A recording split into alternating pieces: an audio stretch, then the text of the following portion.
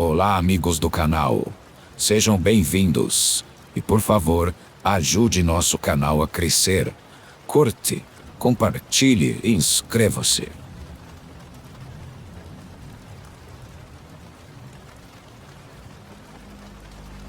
Exatamente 6 meses antes da pandemia começar, eu tinha o hábito de ir a bazares. Esse bazar era em um prédio pequeno, de 2 andares, com muitos quartos, numa área chamada Colônia de Doutores. Entre todas as coisas que vi naquele dia, comprei várias roupas, maquiagem, alguns itens ainda com etiqueta e, se não me engano, algumas blusas de segunda mão, mas bem conservadas. No fundo daquele bazar, uma moça tinha uma mesa cheia de coisas interessantes e bem variadas. O que mais me chamou a atenção foi um cartaz que dizia que se você gastasse mais de R$ 20, ganhava uma bolsinha surpresa com algo aleatório. Nessa manhã comprei um batom novo e algumas pulseiras, passando dos R$ 20. A moça pegou uma bolsinha transparente de tecido e me disse que era um brinde.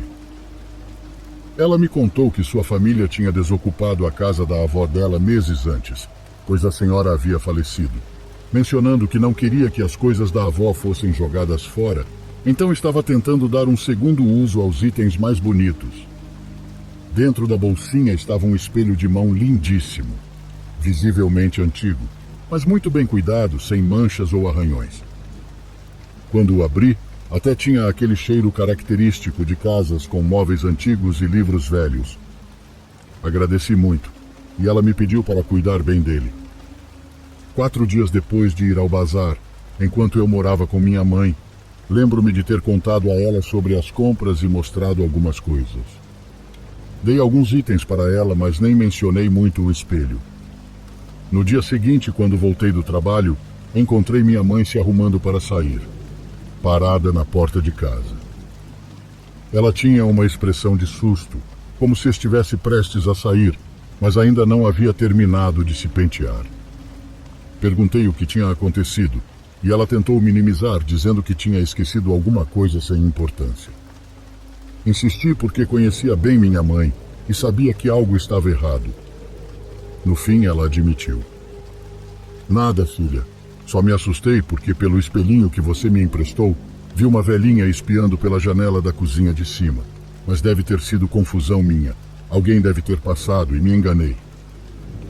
A janela que minha mãe mencionou era bem alta, impossível de alcançar sem uma escada. Além disso, ela não dava para a rua, mas para o nosso quintal. A explicação dela não fazia muito sentido, mas não insisti. Ainda assim, aquilo me deixou inquieta.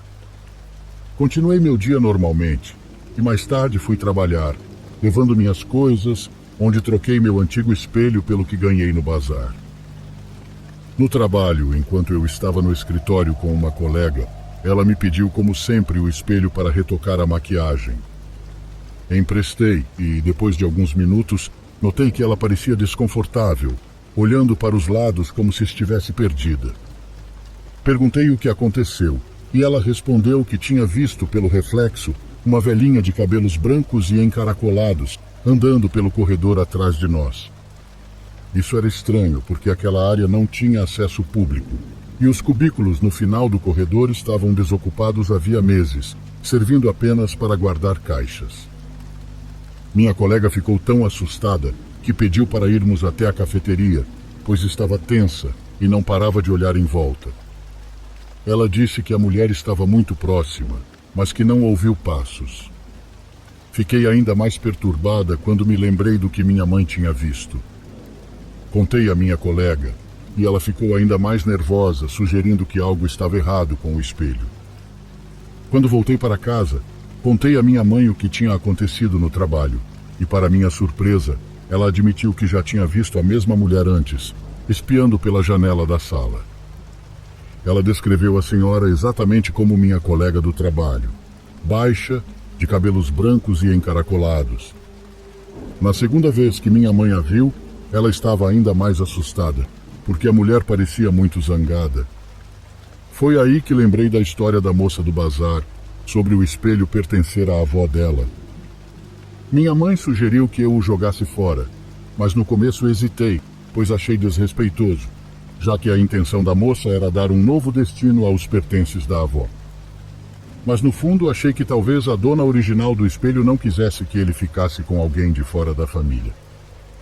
No fim, decidi descartá-lo, sem querer ver mais nada ou testar se algo estranho aconteceria novamente. Não conto minha história para que as pessoas deixem de comprar coisas no bazar, mas é algo muito sinistro que me aconteceu e fico feliz de compartilhar.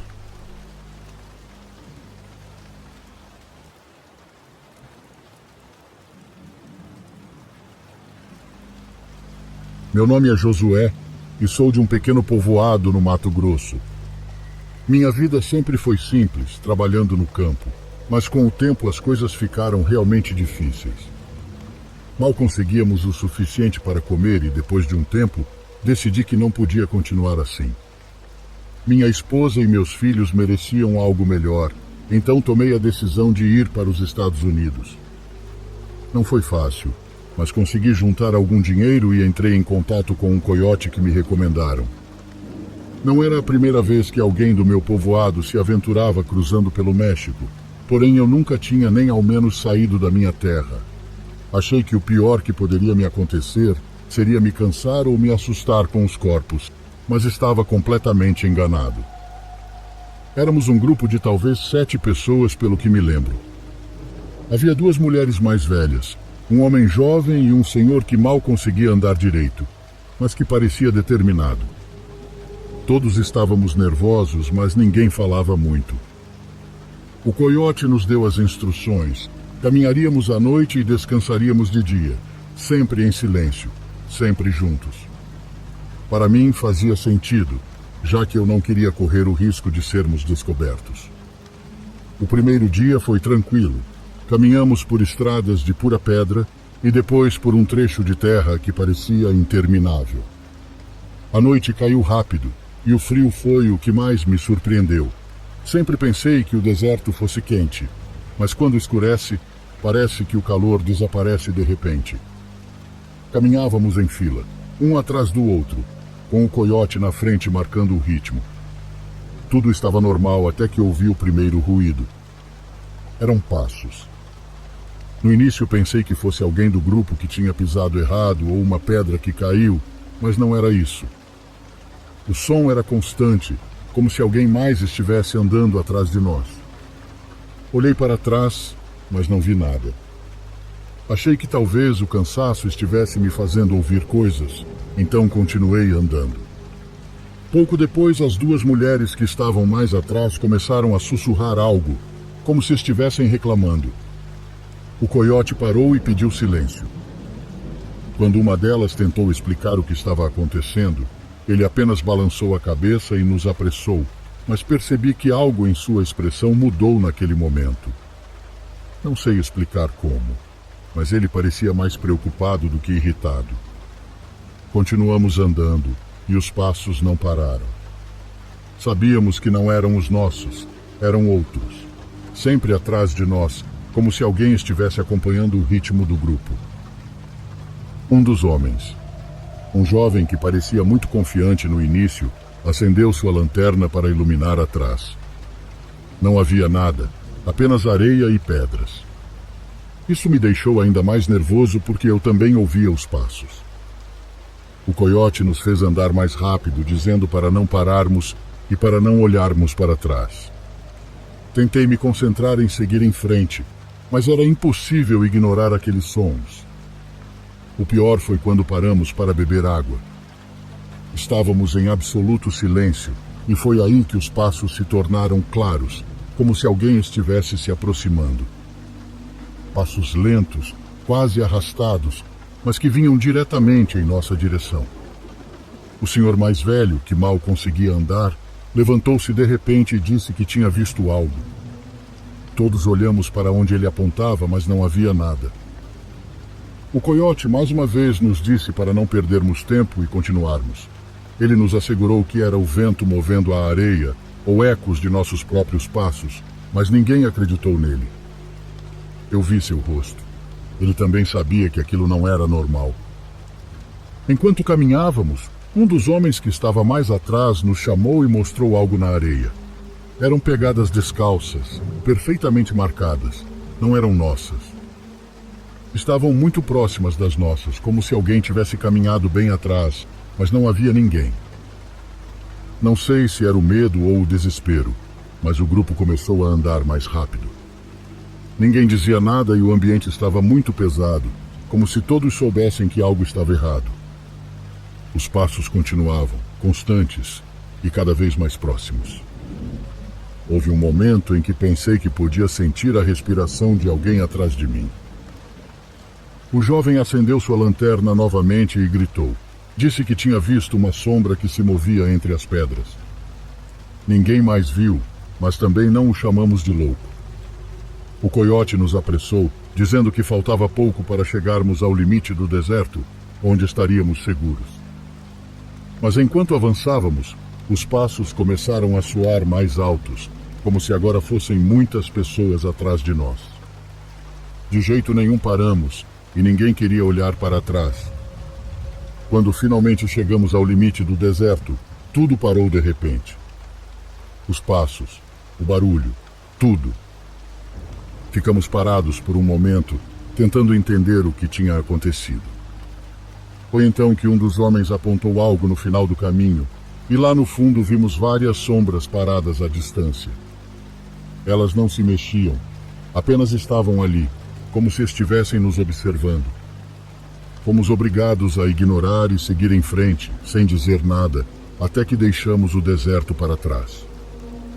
Não sei se o que ouvimos era real, se estávamos delirando, mas ainda tenho pesadelos com aqueles passos. Sempre que penso no deserto, lembro-me daquela noite.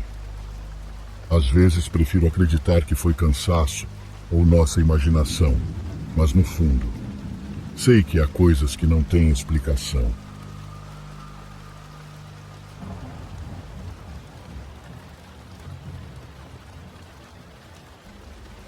Trabalhar em um hotel não é o trabalho mais glamouroso do mundo. Na verdade, está bem longe disso. Mas quando precisei de emprego e apareceu uma vaga no hotel local, aceitei imediatamente. Eu tinha 18 anos e tinha acabado de terminar o ensino médio. Decidi não fazer faculdade porque estava fazendo o oposto de tudo o que meus pais queriam que eu fizesse na vida. Houve vários pequenos incidentes que aconteceram nos primeiros meses que achei desconfortáveis e nojentos. Homens dando em cima de mim e perguntando quanto custaria para eu passar a noite com eles era normal de se ouvir. Eu trabalhava na recepção, mas tínhamos poucos funcionários constantemente, então fiz tarefas domésticas por cerca de um mês ou mais. Deixe-me dizer, foi realmente horrível as coisas que vi. Finalmente tive que dizer ao meu gerente que iria pedir demissão se tivesse que limpar mais um quarto nojento. Ele me garantiu que não seria mais necessário e que meu trabalho seria fácil a partir de então. Eram cerca de 2 da manhã durante uma intensa nevasca. Ninguém havia feito check-in por horas a fio e imaginei que o resto da noite seria igualmente calmo, talvez até silencioso, mas ouvi a porta se abrir e a campainha pendurada nela tocou alto. Vi 2 caras vestindo casacos grandes e pesados. Eles pisaram com suas botas cheias de neve e molharam toda a recepção. Eles estavam rindo de alguma coisa, mas pararam imediatamente quando me viram sentada. Seus sorrisos até desapareceram de seus rostos e eles olharam de forma estranha um para o outro. Eles caminharam lentamente até a mesa enquanto eu exibia meu sorriso falso de atendimento ao cliente e tentava o meu melhor para parecer amigável e prestativa. Eu estava cansada e um pouco preocupada. Eles não tinham reserva, então reservei para eles um quarto standard com 2 camas queen size. Achei que tudo parecia bastante normal com eles até que eles foram embora. Eu os ouvi começarem a falar sobre mim, mas imaginei que isso era apenas algo com o qual eu teria que começar a me acostumar. Então ignorei e continuei com minha noite normalmente.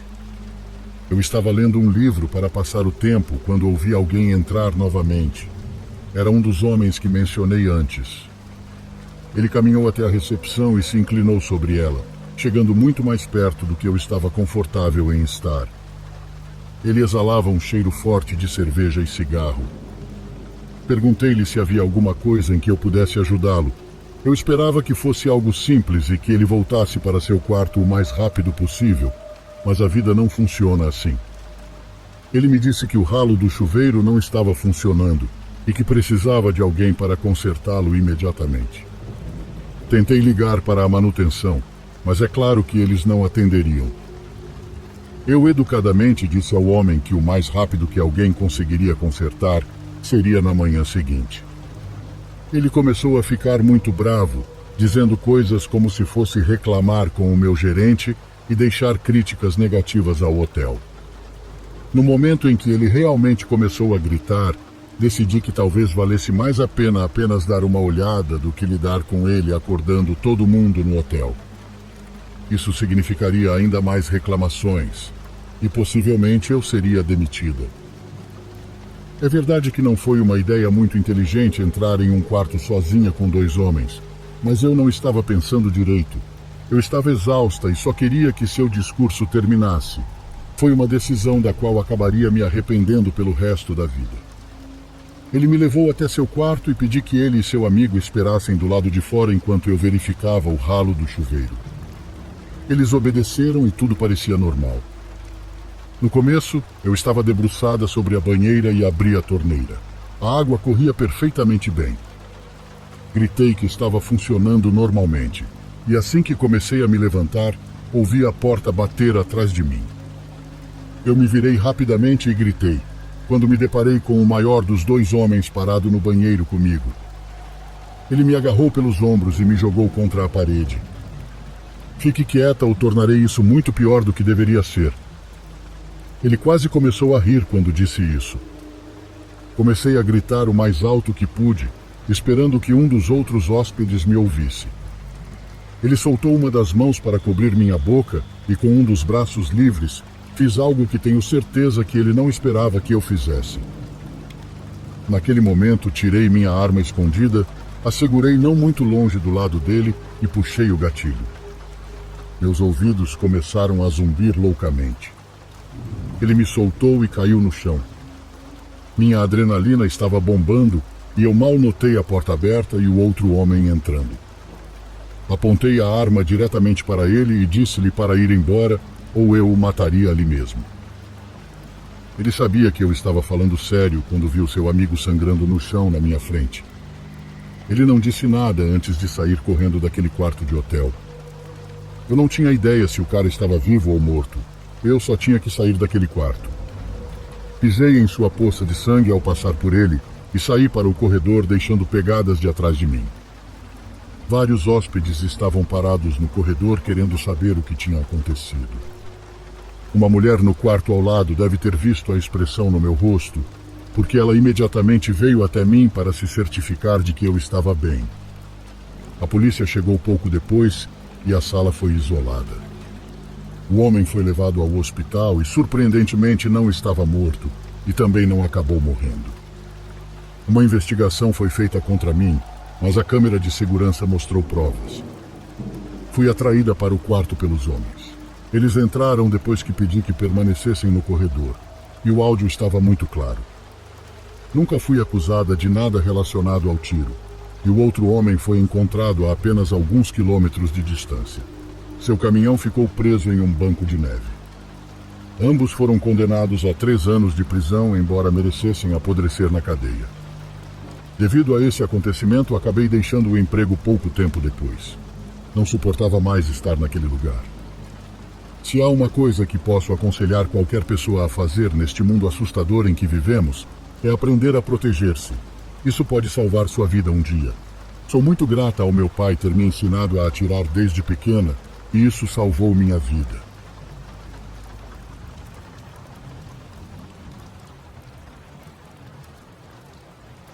Meu nome é Hilda e tenho atualmente 50 anos.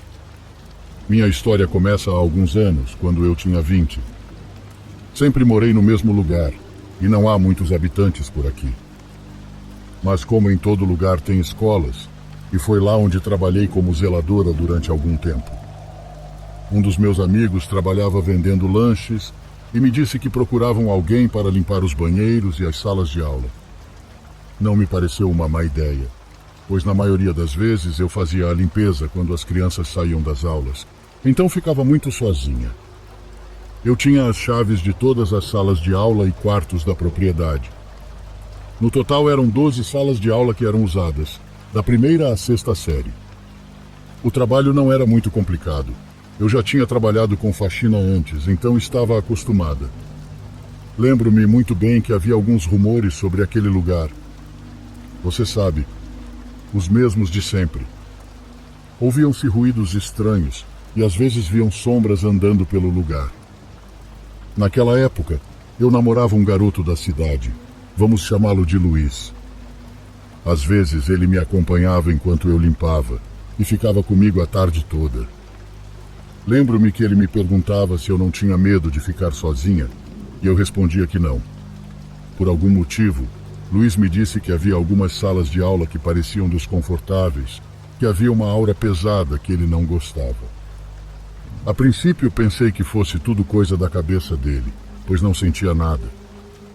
Em certa ocasião, enquanto limpava uma das salas de aula, Luiz saiu para dar uma volta enquanto eu catava o lixo. Ele voltou alguns minutos depois dizendo que a porta de uma das salas havia batido. Entre risadas, eu disse para ele não ter tanto medo, que estava ventando. Ele discutiu comigo, dizendo que a porta estava fechada. Era como se alguém estivesse batendo muito forte nela do outro lado. Ele ficou ao meu lado o resto da tarde e eu fiquei zombando dele por vários dias por causa disso. Luiz nem sempre estava comigo.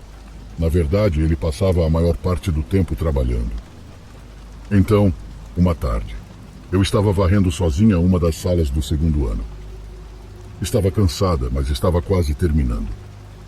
Alguns alunos deixavam o material escolar em um móvel no canto da sala. Lembro que naquele dia eu estava do outro lado quando, de repente, ouvi um dos livros cair no chão.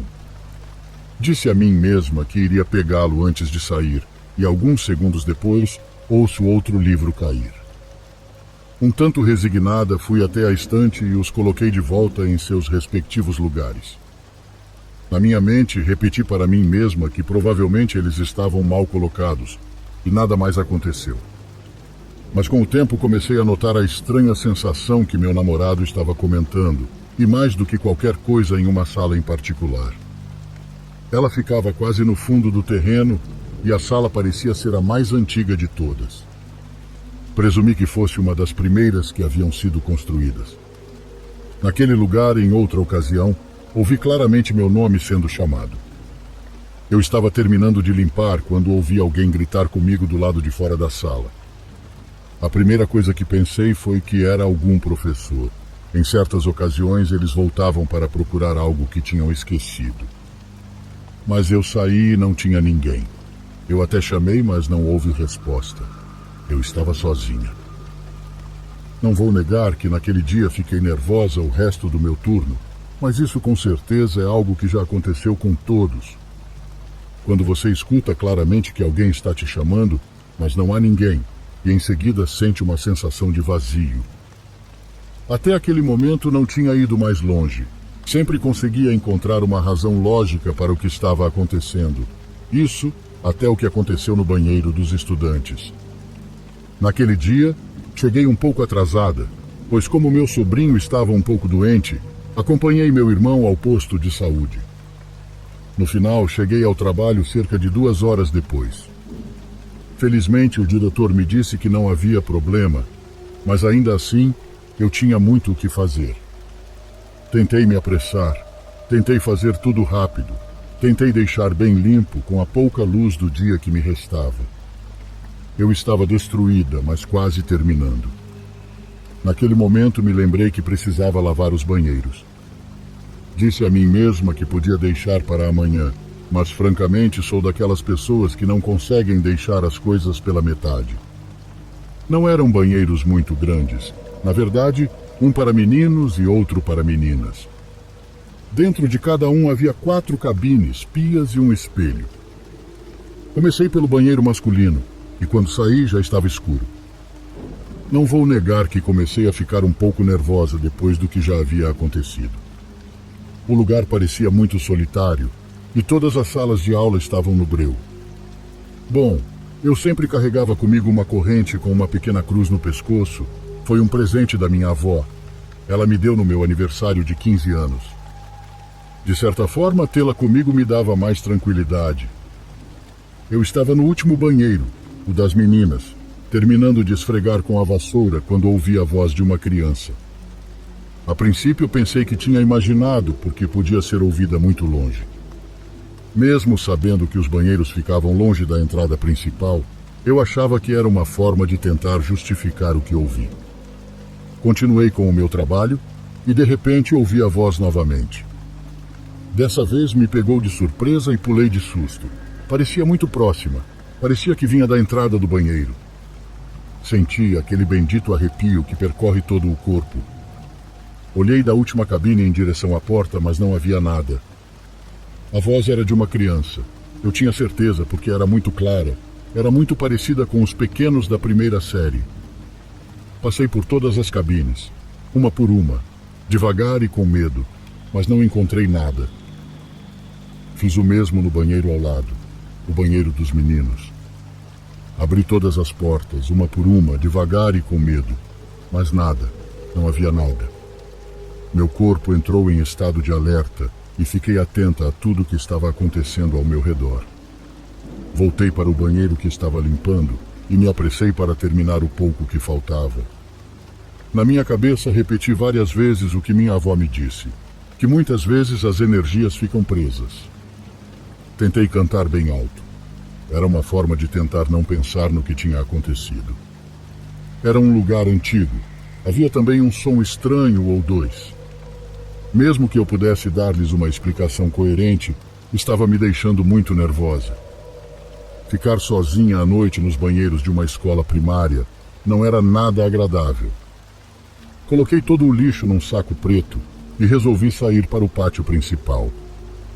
Tinha a regra de trancar todas as portas, então fiz isso com as duas entradas dos banheiros. Finalmente havia terminado, embora já fosse tarde demais. A única coisa que me faltava era ir até o escritório e tirar o lixo, então eu poderia sair e ir para casa. Eu estava indo lá quando de repente ouvi uma batida. Era como se uma porta estivesse sendo esmurrada com muita força. Pulei de susto, pois o som era muito alto. Pareceu-me estranho. Eu já havia fechado todas elas. Mesmo assim, comecei a verificá-las novamente. Disse a mim mesmo que não demoraria muito. Eu estava prestes a terminar quando a batida apareceu mais uma vez. Não vinha das salas de aula. Andei um pouco mais e percebi que era de uma das portas do banheiro dos alunos. Não estou mentindo para você quando digo que senti algo horrível no peito. Tinha acabado de fechar aquela porta. Eu estava lá há 5 minutos. Eu poderia apostar qualquer coisa que não havia ninguém lá dentro. Fiquei a alguns metros de distância e senti como se todos os cabelos da parte de trás do meu pescoço se arrepiassem. Era como se estivessem dando um soco na porta. As batidas eram muito fortes e eu não sabia o que fazer. Minhas mãos começaram a tremer e as chaves escorregaram dos meus dedos. De jeito nenhum eu ia abrir aquela porta. Eu não tinha ideia do que havia ali. Fiquei ali parada por mais alguns segundos. Não sei como explicar, mas simplesmente não conseguia me mover. Era como se minhas pernas simplesmente não respondessem. Os golpes continuaram e ficaram mais fortes. Meu coração batia incontrolavelmente e meus olhos começaram a se encher de lágrimas. Assim que pude, lentamente me agachei e peguei as chaves. Foi nesse momento que ouvi uma voz. Era a mesma voz que chamou meu nome. Eu não entendi nada do que ela dizia, mas claramente era uma criança. O que não entendi foi como ela vinha de dentro do banheiro. Em outras circunstâncias, eu teria pensado que era um garotinho que ficou lá dentro, mas algo em mim me disse que não. Eu disse a mim mesma que era impossível que fosse uma criança, e meus sentidos me disseram para não abrir por nada nesse mundo. Quando senti minhas pernas responderem, me virei e comecei a correr, apavorada, pois atrás de mim os barulhos continuavam. Eu estava atravessando o campo onde as crianças praticavam educação física. A única coisa que iluminava o lugar era uma simples lâmpada. Segurei a cruz que estava em meu pescoço entre os dedos e comecei a rezar a oração do anjo da guarda, repetindo para mim mesma em voz alta. Olhei para o chão. Não queria olhar para os lados ou para trás. A cada passo que dava, o peso nas minhas costas tornava-se mais insuportável. Quando finalmente consegui chegar à entrada da escola primária, senti como se pudesse respirar novamente. Peguei as chaves e minhas mãos tremiam. Eu estava quase desmaiando de medo. Não conseguia nem colocá-las na fechadura. Respirei fundo e disse a mim mesma que deveria me acalmar. O melhor que pude, consegui fechar o portão. O caminho de volta para casa foram os minutos mais longos da minha vida. Eu não sabia como explicar a mim mesma o que vi. Quando entrei na cozinha de minha casa, minha mãe estava preparando o jantar. Ela olhou para mim e, em tom sério, perguntou se estava tudo bem. Ela se aproximou preocupada porque eu não estava respondendo. Eu estava pálida e nem sabia o que dizer. Percebi que não estava carregando a mochila onde guardava minhas coisas. Eu a havia deixado na escola. Não sei se minha mãe acreditou em mim naquela noite, mas tentei contar a ela o que havia acontecido comigo. Os barulhos, a voz da criança e as batidas horríveis na porta. Minha voz falhou de repente, porque o terror ainda não havia desaparecido. Pedi para minha mãe me acompanhar para dormir. Sei que aos 20 anos eu poderia ser um pouco infantil, mas não me importei. Na minha mente, eu não conseguia parar de ouvir a voz da criança do outro lado da porta. Eu não sabia o que estava dizendo, mas realmente parecia uma criança. O que eu não entendia era o jeito que ele batia.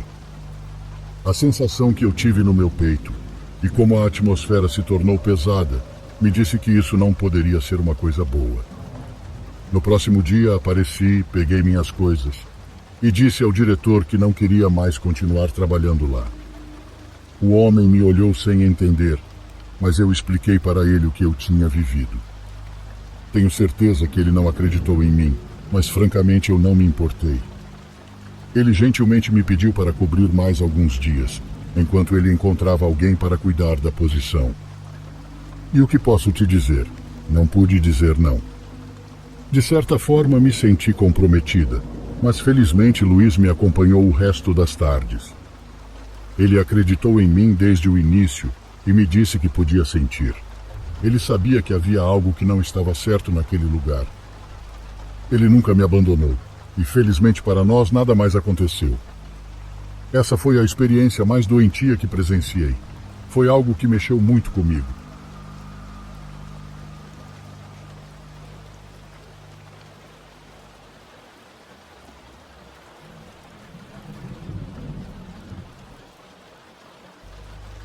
Meu nome é Emílio e sou de um pequeno vilarejo no México, daqueles onde nada acontece e a vida passa devagar.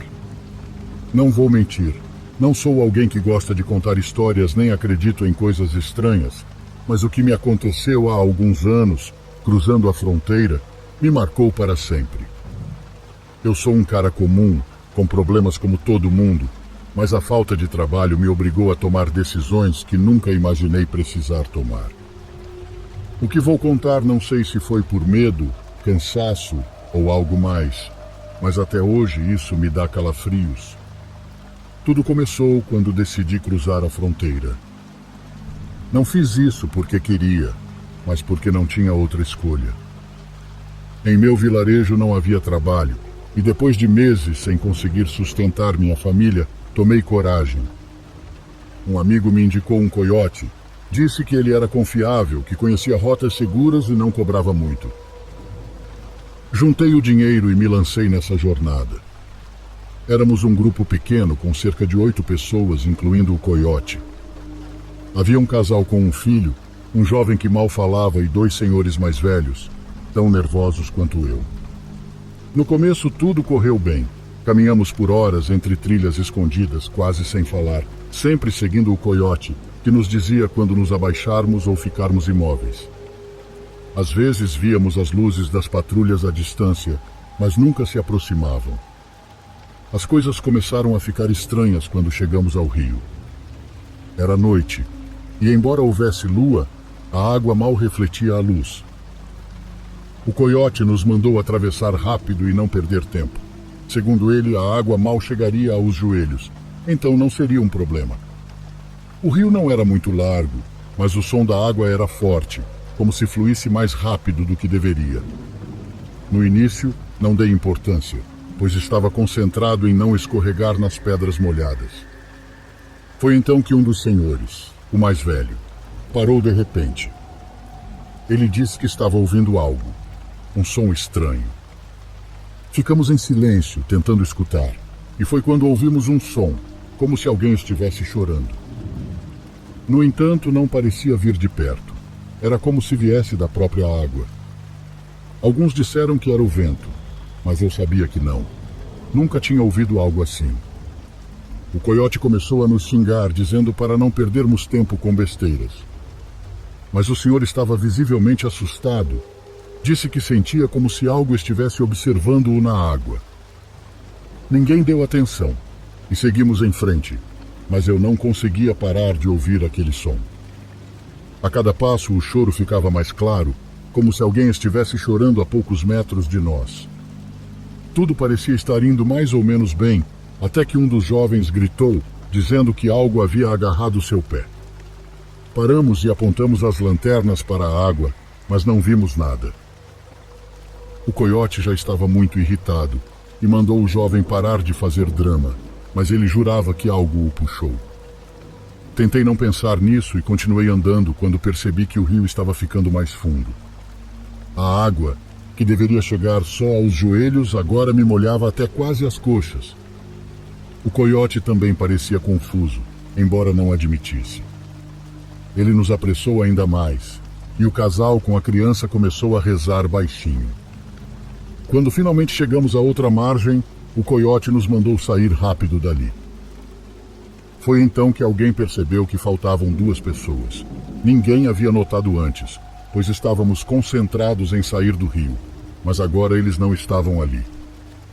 Um era o senhor e o outro, o jovem que havia dito que algo o puxou. O coiote ficou nervoso e disse que era muito perigoso voltar para procurá-los. Enquanto discutíamos o que fazer, ouvimos novamente aquele som. Desta vez era mais alto e claro, e parecia vir do meio do rio. Ao olhar, vimos 2 figuras paradas na água, imóveis, nos observando. O menino começou a chorar e a mãe o abraçou, rezando ainda mais alto. O coiote nos disse para continuar andando e não olhar para trás, mas eu não conseguia desviar o olhar, pois as figuras permaneciam ali. Estavam longe demais para ver seus rostos, mas eu jurava que eram as 2 pessoas que faltavam. Caminhamos a noite toda até o amanhecer e chegamos a um pequeno abrigo, onde nos deixaram descansar por algumas horas antes de continuar. Lá, o coiote nos contou algo que não havia mencionado antes. Ele disse que aquele rio tinha uma fama ruim entre os migrantes. Muitos desapareceram ali sem deixar rastro, e os poucos que voltaram falaram sobre os mesmos sons. Segundo ele, as almas dos migrantes que morreram afogados ou não conseguiram cruzar ficam presas lá, buscando companhia. Não sei se o que vimos foi real ou se o medo nos pregou uma peça. Só sei que 2 pessoas desapareceram naquela noite e nunca mais soubemos delas. Até hoje, toda vez que penso naquele rio, tento procurar respostas, mas sem sucesso. Não consigo evitar a sensação de que algo ou alguém estava lá conosco naquela noite.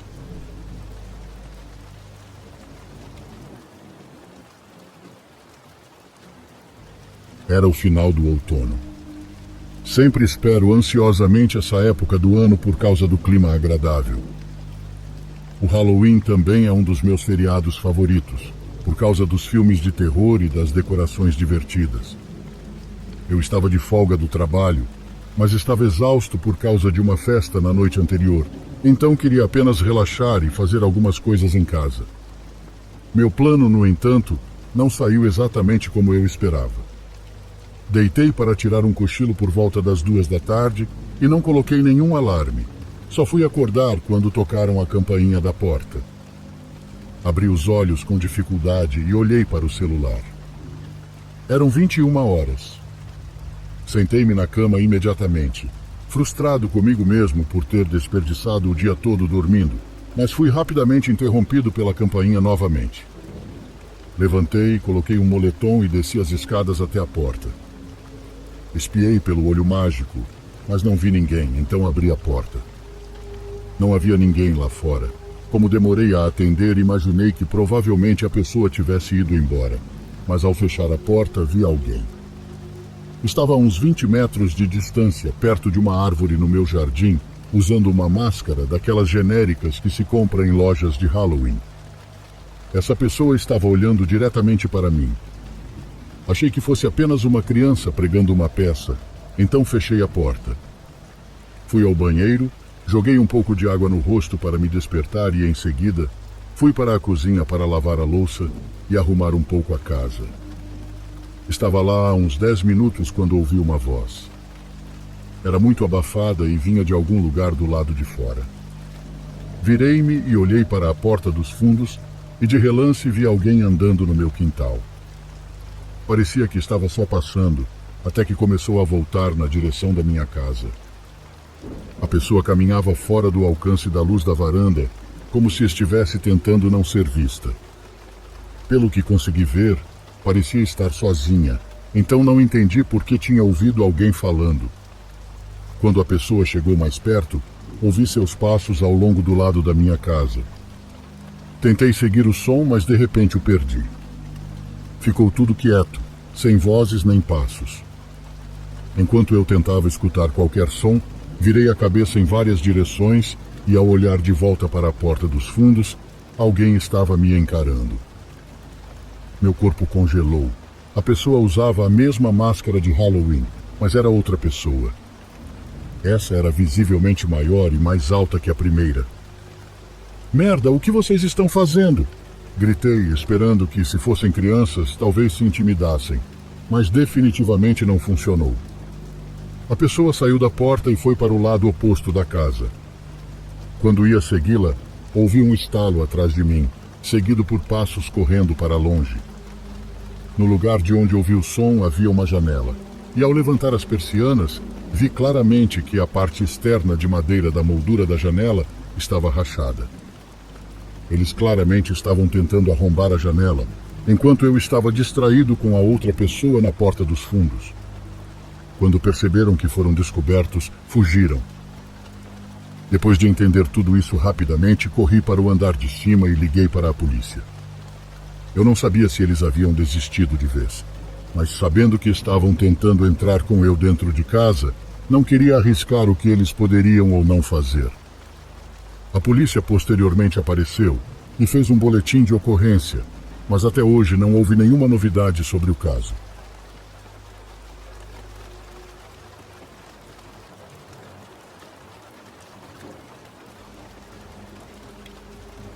Isso aconteceu há alguns meses enquanto eu dirigia para o Uber Eats. Eu só dirijo como um bico, talvez 10 a 15 horas por semana. Naquela noite, eu estava fazendo apenas algumas entregas, pois já era tarde e eu tinha pego um pedido pequeno por volta da 1 da manhã. Era para ser entregue em um prédio comercial em outra parte da cidade, o que era aparente pelo endereço. Isso era normal, geralmente para trabalhadores noturnos ou algo assim. Quando cheguei ao estacionamento, ele estava vazio, nenhum carro, e não parecia haver um estacionamento atrás do prédio. Estacionei em um lugar próximo à frente e saí com a comida. O lugar era definitivamente um prédio de escritórios, e era menor do que a maioria, com apenas 2 andares e não muito largo. Todas as luzes estavam apagadas nas janelas, exceto uma luz atrás da porta da frente. Caminhei até a porta e verifiquei o aplicativo, vendo que havia instruções específicas de entrega para entrar no corredor principal e deixar a sacola fora da sala 232. Olhei através da porta do prédio, vendo um corredor com várias portas fechadas de cada lado. Eu só tinha feito entregas em quartos específicos de hotéis, então isso era meio novo para mim. Testei a porta, empurrando-a, e ela estava destrancada, então entrei. Eu esperava ouvir pessoas trabalhando, se movendo ou conversando, mas não ouvi nada. Não havia um único som em todo o prédio, apenas o ruído das luzes acima de mim, zumbindo. Ao passar pelas primeiras portas, todas tinham números na casa dos 100, como 102 e 106. A sala onde as instruções diziam para deixar a sacola estava nos 200, então presumi que significava que estava no segundo andar. No meio do corredor havia a entrada para a escada. Ela estava aberta com um calço de porta no chão e as luzes não estavam acesas. Subi até o pé da escada e olhei para cima. Todo o vão da escada estava completamente escuro. Nenhuma luz vinha de cima, onde a sala deveria estar para eu deixar a entrega. Novamente comecei a notar o silêncio inquietante. Eu sempre seguia as instruções ao pé da letra para receber boas avaliações, mas essa foi a primeira vez que disse a mim mesmo que isso era muito suspeito. Saí da escada e voltei para o corredor, e assim que fiz isso, a porta bem na minha frente se abriu. As luzes naquela sala estavam apagadas, mas um homem emergiu de trás da porta e entrou no corredor. Ele estava vestindo roupas comuns e definitivamente não parecia um trabalhador de escritório. Ele ficou na minha frente e apontou para a escada atrás de mim. 232 é lá em cima. Eu acenei com a cabeça, mas não me movi, e ele também não. Ele olhou nos meus olhos com uma expressão como se estivesse reprimindo a raiva. Após alguns segundos intensos, larguei a sacola no chão e comecei a caminhar rapidamente para a saída. O homem não me seguiu, mas ouvi seus passos entrando na escada e subindo enquanto eu saía do prédio. Entrei no meu carro e fui embora. Não sabia o que era aquilo, ou se talvez eu estivesse exagerando, então não chamei a polícia. No dia seguinte, no entanto, a polícia me ligou. Aparentemente, o escritório relatou uma invasão, e nas imagens das câmeras de segurança viram meu carro e placa, rastreando até mim. Eles também tinham imagens da invasão, e então me chamaram para perguntar se eu tinha alguma informação. Eu não tinha muito a oferecer, mas descobri que, na verdade, 3 pessoas invadiram o local. Uma estava no andar de baixo, que eu vi, mas as outras 2 foram mostradas nas câmeras escondidas no topo das escadas. Estavam esperando que eu subisse. Perturbadoramente, vários outros pedidos de entrega foram feitos para aquele mesmo escritório naquela noite. Todos os outros motoristas foram mais espertos do que eu, deixando os pedidos do lado de fora, na porta da frente.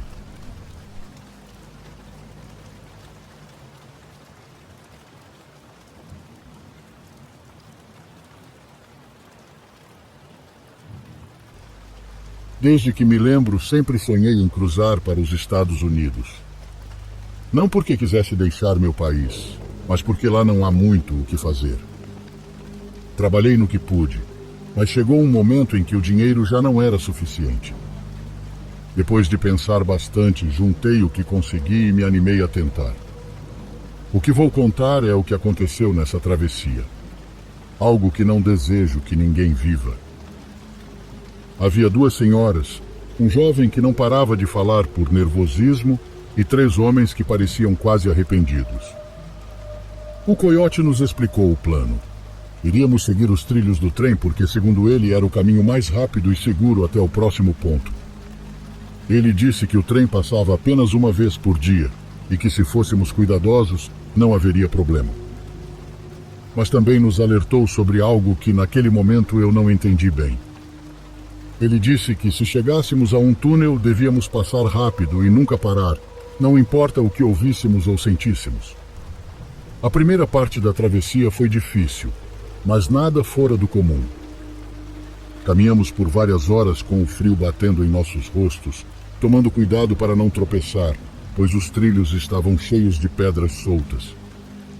A noite estava escura, mas a luz da lua era suficiente para que não precisássemos de lanternas. Tudo ia bem, até que chegamos ao primeiro túnel. De longe parecia um buraco enorme na montanha, completamente negro. O coiote nos disse para apressarmos o passo porque aquele túnel era longo, e quanto mais rápido o cruzássemos, melhor seria. Entramos em fila com o coiote à frente e eu quase no final. Mal demos alguns passos para dentro e o ar mudou. Era frio, e o eco de nossos passos ressoava nas paredes, fazendo tudo parecer ainda mais bizarro do que já era. Não tínhamos caminhado nem 5 minutos quando ouvi algo. A princípio pensei que fossem nossos próprios passos reverberando no túnel, mas não era. O som tinha outro ritmo, mais rápido, como se alguém estivesse correndo atrás de nós e se aproximando rapidamente. Olhei para trás, mas não vi nada. Fiquei em silêncio porque não queria assustar os outros, mas vi que a senhora atrás de mim também olhou para trás. Nossos olhos se encontraram e eu soube que ela também tinha ouvido. O coiote gritou para continuarmos andando e não perdermos tempo. Disse que túneis sempre faziam barulhos estranhos, mas que não devíamos parar por nada. Tentei obedecer, mas o som daqueles passos não desapareciam. Era como se alguém ou algo estivesse acompanhando o nosso ritmo, mas sempre um pouco atrás. No meio do túnel, as coisas pioraram. Um dos homens que estava na frente gritou que alguém o tinha tocado. Todos paramos de repente, e o coiote ficou louco de raiva. Ele disse gritando que não podíamos parar ali e que devíamos continuar andando sem olhar para trás. Mas a tensão já tinha tomado conta. A senhora atrás de mim começou a rezar, e um dos homens mais jovens acendeu uma lanterna para iluminar atrás de nós. Não se via nada, apenas o túnel vazio. Continuamos andando, mas agora todos aceleraram o passo. Os passos atrás de nós também pareciam mais rápidos, como se não quisessem que fôssemos embora. De vez em quando, eu via sombras se movendo pelas paredes, como se alguém estivesse correndo ao nosso lado, mas nunca conseguia enxergar direito. Sentia que o túnel estava ficando mais longo, como se nunca fôssemos sair, mas de repente, finalmente, vimos a saída. Um pequeno círculo de luz no final do túnel. O coiote gritou para corrermos e foi o que fizemos. Saímos todos correndo sem olhar para trás. Quando chegamos ao outro lado, paramos para recuperar o fôlego. Pensamos que o pior tinha passado, mas foi aí que percebemos que alguém estava faltando. O jovem que tinha acendido a lanterna não estava conosco. Ninguém o viu ficar para trás, mas também não o vimos sair. O coiote disse que precisávamos continuar, que não era problema dele, mas algumas pessoas do grupo insistiram em esperar. Ficamos ali alguns minutos, em silêncio, olhando para a saída do túnel. De repente o vimos. Ele estava parado na entrada, imóvel.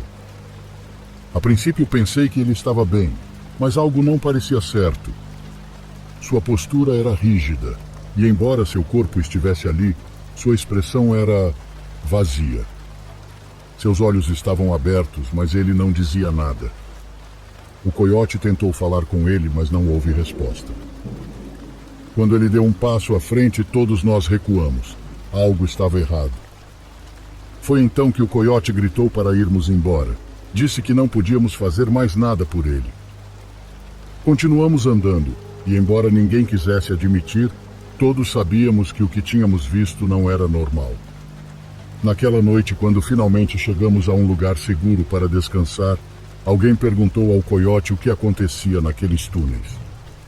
Ele ficou em silêncio por um momento, tentou trocar de assunto, mas acabou dizendo que aquelas vias eram conhecidas pelos desaparecimentos.